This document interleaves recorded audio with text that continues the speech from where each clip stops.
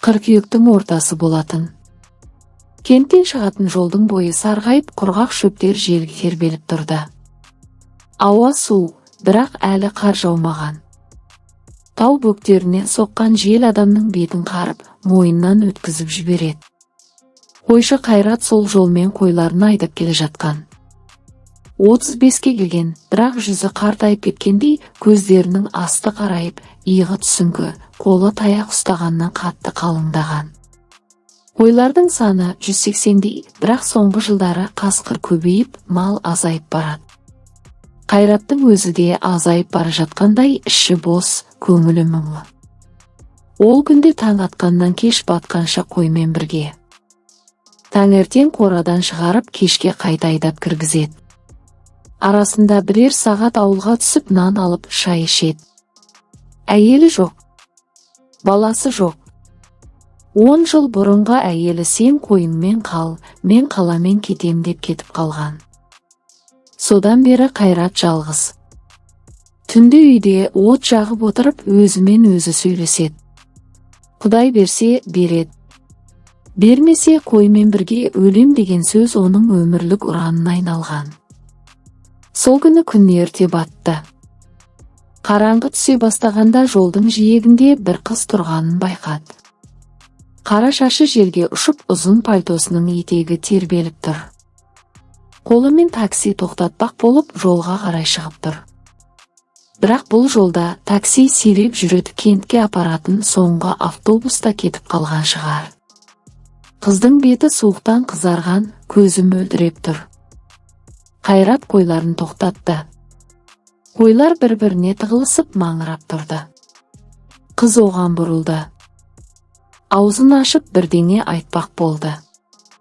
Бірақ дауыс шықпады. Қолымен ымдап, жолдың арғы бетін нұсқады, бір жерге апарып салуын сұрағандай. Қайрат жақындады. Қыздың жасы 20-да бар жоғы. Сұлу, көзі үлкен, қарашығы терең. Бірақ қорқыныш бар екені байқалады, иығы дірілдеп тұр. Қайда барасың? Деп сұрады Қайрат қалың дауыспен. Қыз тағы да ымдады. Қолымен қашық дегендей ишара жасап, сосын бетін қолымен жауып алды. Сөйлей алмайтынын бірден түсінді. Мылқау екен. Қайраттың жүрегі біртүрлі соғып кетті. Ол 10 жыл бұрынғы бір қыздың жүзін есіне алды. Сол кезде де осылай сөйлемей, тек көзімен қарап тұрған. Бірақ ол қыз кетіп қалған. Ал мына қыз осында, жалғыз, суықта. Қайрат ішінен ойлады, таң атқанша осында тұрса, үсіп қалады. Қасқырға жем болады. Немесе біреу көріп қалып, зорлыққа ұшырауы мүмкін.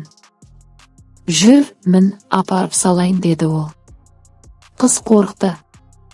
Артқа шегінді. Бірақ қараңғы түсіп, жел күшейіп барады. Басқа амалы жоқ сияқты.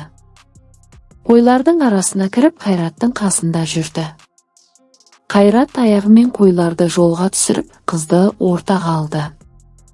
Қыздың аяғы тез шаршады, аяқ киімі жұқа, жолтасты. Бір-екі рет құлап қала жаздады. Қайрат қолын созып ұстап қалды. Қыздың қолы суық, дірілдеп тұр. Жол ұзақ. Қойлар шашылып, кейбірі артта қалып, маңырап шақырады. Қайрат әрқашан сияқты таяғымен ұрып жинап отырды. Қыз үндемеді. Тек кейде Қайратқа қарап көзімен рахмет дейтін сияқты. Қайрат оның көзіне қараған сайын іші жылып кетті. Ол өзін өзі сөгеді. Не болып жатыр маған? Мен қойшымын ғой. Бірақ көзін ала алмады. Кеш батты. Ауылға жеткенде қараңғы түсіп қалған. Қайраттың үйі ауылдың шетінде жалғыз тұрған. Қорасы үлкен, қойларды кіргізді. Қызды үйге шақырды. Кір, жылынып ал. Суықта қалма. Қыз басын изеді. Ішке кірді. Үй іші қараңғы, тек пеште от жанып тұр. Қайрат шам жақты. Қыздың жүзіне жарық түсті, әдемі. Қара шашы желден шашылып, киімі шаң. Қайрат оған орындық әкеліп берді. Қыз отырып қолын отқа жақындатты. Қайрат шәйнек қойды, нан кесіп берді. Қыз алғашқыда жеуге қорықты. Бірақ аш екені байқалды, бірден жеп шай ішті. Сол түні қыз қашпақ болды. Қайрат ұйықтап қалғанда есікті ашып шықты. Бірақ қойлардың арасында адасып қалды.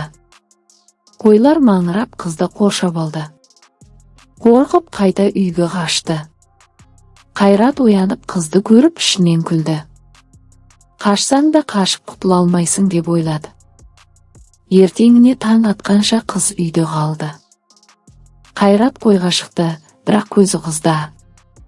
Кешке қайтып келгенде қыз пеш жағып үй жинап қойған. Қайрат таң қалды. Қызымдап, мен осында тұрайын ба? Дегендей болды. Қайрат басын изеді. Қал. Ешкімге айтпаймын. Сол күннен бастап қыз үйде қалды. Қайрат оны Эльмира деп атады. Өз атын сұрағанда қыз қағазға Эльмира деп жазып берді. Қайрат мен сөйлесуді үйрене бастады. Эльмираға киім әкелді, ауылдағы көрші әйелдерден сұрап алды. Қыз бірте-бірте үйренді. Бірақ көзі әлі де қорқынышпен толы. Түнде ұйықтағанда жиі оянып жылап жататын. Қайрат оны қарап ішінен ойлады, мен оны жібермеймін. Бұл қыз менікі болады. Жалғыздықтан құтқарады.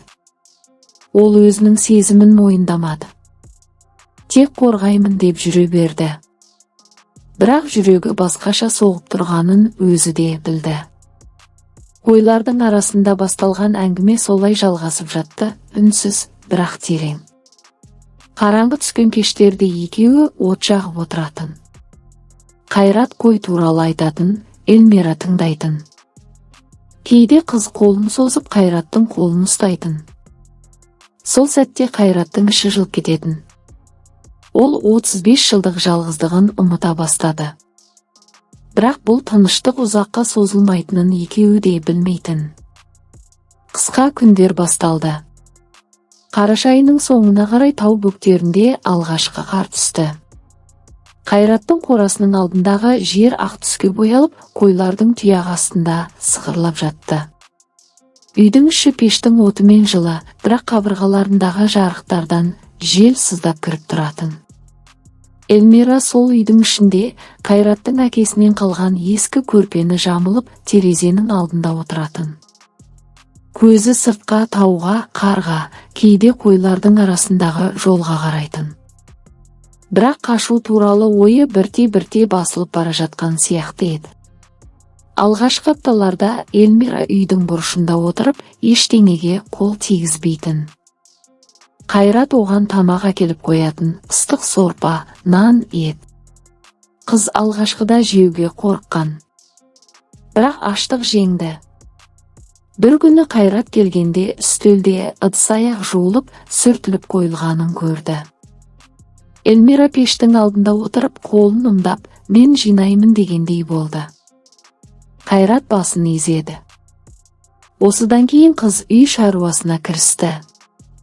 Қайрат таңертең қойға шығар алдында Эльмираға қарап, сен үйде қал.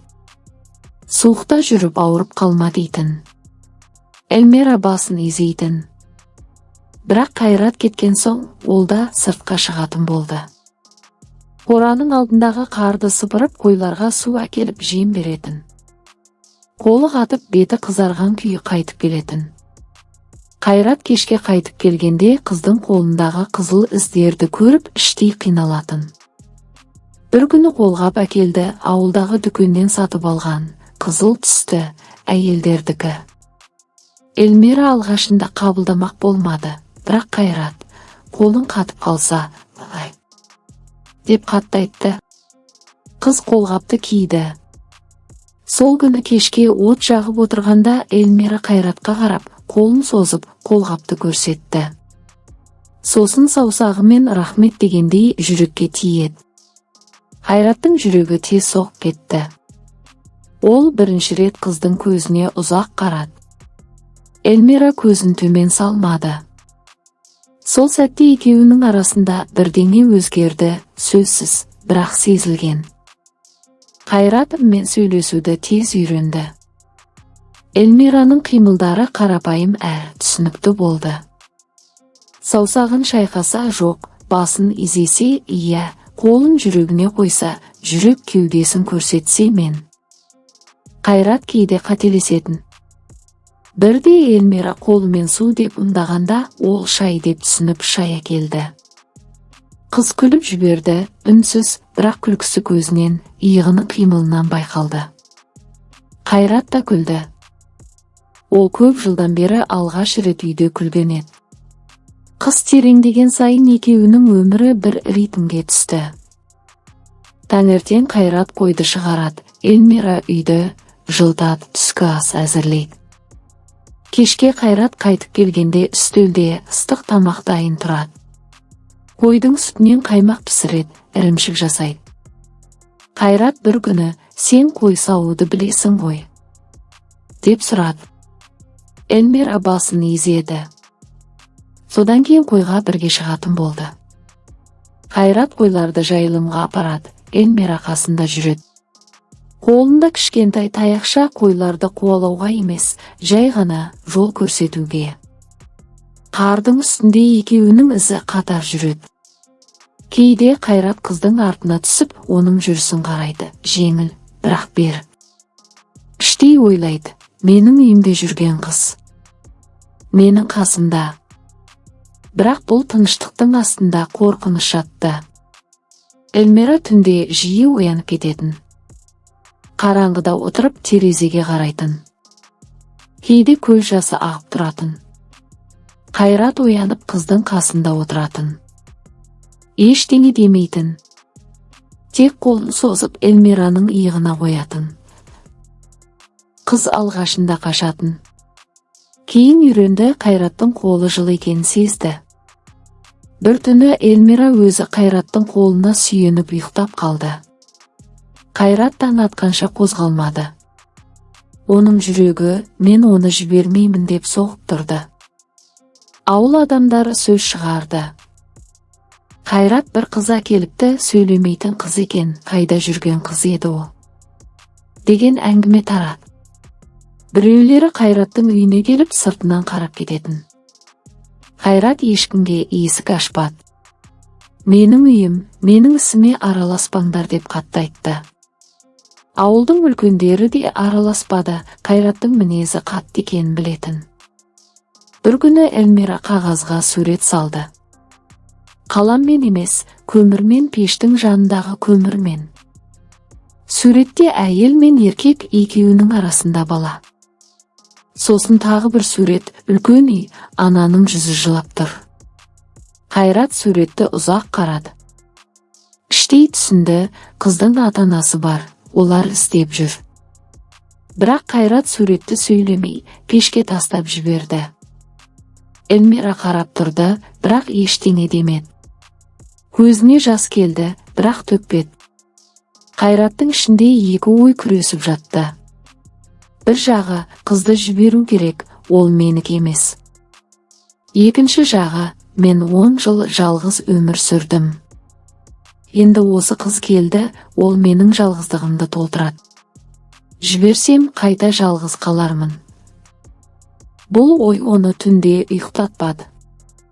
Ол Эльмираның қасында жатып, оның тыныс алуын тыңдайтын. Қыздың шашы оның иығына тиеді. Сол сәтте Қайрат, мен сені сүйіп қалдым деп іштей мойындады. Бірақ дауыстап айтпады. Айта алмады. Көктем жақындағанда Эльмира өзгере бастады. Ол қойдың қасында ұзақ тұратын, қойларға үнмен сөйлейтін. Кейде Қайратқа қарап күлімсірейтін. Бір күні қар еріп, жер жасылданғанда Эльмира Қайраттың қолына сурет салды, екеуі қатар тұр, алдыңда қойлар. Қайрат суретті көріп көзіне жас келді. Ол алғаш рет Эльмираны құшақтады, қатты емес, ақырын. Қыз қашпады. Басын Қайраттың иығына қойды. Сол күні кешке Қайрат от жағып отырып, сен осында қалғың келе ме? Деп сұрады. Эльмира ұзақ үнсіз тұрды. Сосын басын изеді, баяу, бірақ сенімді. Қайраттың жүрегі тоқтап қала жаздады. Ол қыздың қолын ұстап, мен сені ешкімге бермеймін деді. Эльмира ештеңе демеді. Тек көзін жауып, Қайраттың қолына сүйенді. Осылайша үнсіз махаббат өсіп тамыр жайды. Бірақ оның астында әлі де қорқыныш, кінә, күдік жатты. Қайрат білетін, бұл тыныштық мәңгілік емес. Бір күні Эльмираның өткені қайтып келеді. Сол күн жақындап қалғанын екеуі де сезіп тұрды. Көктем тез келді.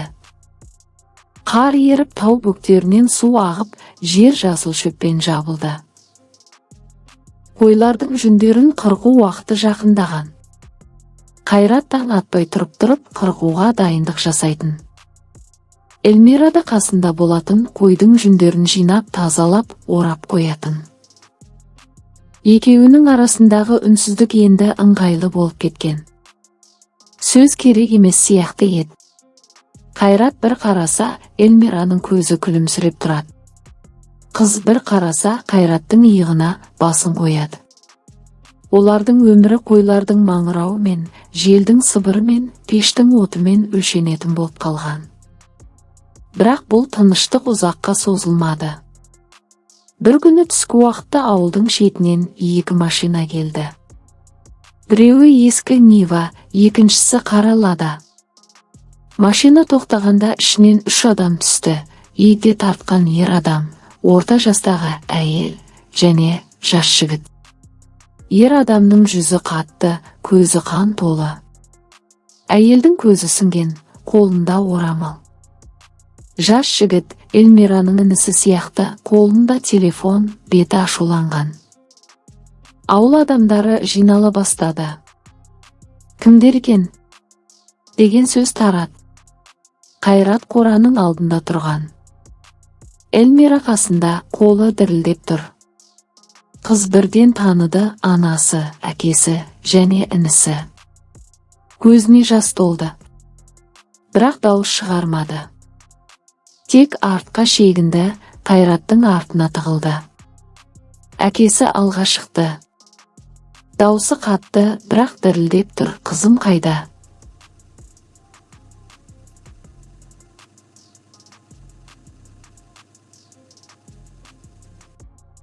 Эльмира.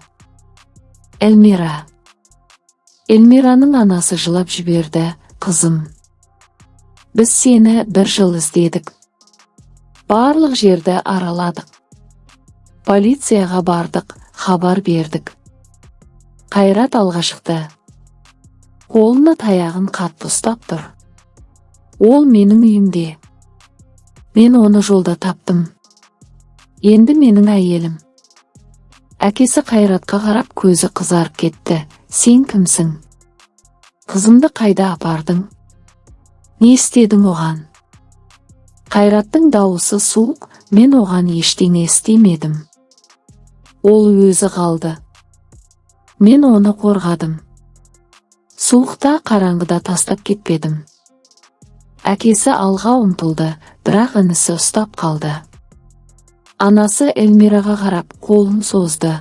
Қызым, келші, үйге қайтайық. Біз сені іздеп шаршадық. Сен сөйлемесең де, біздің қызымсың ғой. Эльмира бір қадам алға шықты. Көзі жасқа толы. Бірақ Қайраттың қолына жабысып тұр. Қайрат қыздың қолын қатты ұстады, босатпайтындай. Ауылдың үлкендері жиналды. Ақсақалдар, көршілер. Біреуі, Қайрат қызды жібер. Оның ата-анасы келді ғой. Қайрат басын шайқады. Ол менікі. Мен оны жолда таптым. 1 жыл бірге тұрдық. Ол осында қалғысы келеді. Әкесі ашуланып, сен оны ұрлап алдың. Бұл қылмыс. Полиция шақырамын. Бірақ ауылдың шетінде полиция жоқ. Кентке бару үшін кем дегенде 2 сағат жол. Ал қазір күн батып барады. Ақсақалдар ортаға түсті. Қызды сұра. Өзі шешсін деді біреуі. Барлығы Эльмираға қарады. Қыздың жүзі ақ, көзі мөлдір. Ол ұзақ тұрды. Сосын Қайратқа қарады. Қайраттың көзі де ылғалды. Ол қыздың қолын босатты, ерік берді. Эльмира бір қадам алға шықты. Анасына қарады. Әкесіне қарады. Сосын артына бұрылып Қайратқа қарады. Қолымен жүрегіне тиіп, сосын Қайратқа қарай ишара жасады. Мен осында қаламын дегендей. Анасы жылады. Қызым. Неге? Сен сөйлемесең де, біз сені түсінеміз ғой. Эльмира басын шайқады. Көз жасы ақты. Бірақ ол Қайраттың қасына қайтып келді. Қолын ұстады. Әкесі ұзақ тұрды. Сосын басын төмен салды. Біздің қыз сөйлемейді. Кімге керек болады? Сен оны асырап отырсың ба? Оған қарайсың ба? Қайрат басын изеді. Мен оны өмірімнің соңына дейін қорғаймын.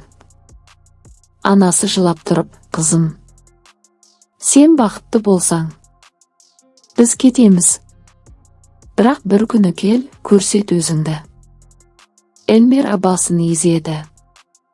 Көз жасы тоқтамады. Сол күні кешке ауылдың үлкендері жиналып, неке қию туралы сөйлесті. Діндар молда шақырылды. Қарапайым ғана, ешқандай той жоқ. Эльмира ақ көйлек кимеді. Тек қара пальто, басында орамал. Қайраттың қолындағы сақина, ескі әкесінен қалған күміс сақина. Молда келді. Екеуін отырғызды. Эльмира сөйлемеді. Тек басын изеді, иә дегендей. Қайрат қабыл еттім деді. Молда дұға оқыды. Барлығы үнсіз тұрды. Тек жел ғана сыбырлады. Неке қиылған соң Эльмираның ата-анасы кетті. Машина кеткенше Эльмира терезеден қарап тұрды. Көз жасы ағып тұрды. Қайрат қасына келіп иығынан құшақтады. Кешір мені. Бірақ сенсіз өмір сүре алмадым деп сыбырлады. Эльмира ештеңе демеді. Тек Қайраттың кеудесіне басын қойды. Келесі жылдары өмір өзгерді. Эльмира бала көтерді. Ұл туды. Қайрат оны Нұр деп атады. Нұр сөйлейтін, күлетін, жүгіретін бала болды. Эльмира әлі де сөйлемеді. Бірақ баланы құшақтап көзімен сөйлейтін. Қайрат түнде баланы тербетіп Эльмираға қарап отыратын. Эльмира кейде түнде оянып терезеге қарайтын. Көз жасы ағатын. Қайрат оны құшақтап, мен сені мәжбүрледім. Бірақ мен сені шынымен сүйдім. Сен менің жалғыздығымды толтырдың дейтін. Эльмира ештеңе демейтін. Тек Қайраттың қолын қысып басын изейтін. Олардың махаббаты үнсіз болды. Қатал, ауыр, бірақ шынайы. Ойлардың арасында басталған әңгіме солай аяқталмады, ол мәңгі жалғасып жатты. Тау бөктерінде, қарлы қыста, жасыл көктемде баланың күлкісімен бірге. Үнсіз тағдырдың соңы жоқ еді. Ол тек өзгеріп тереңдей беретін.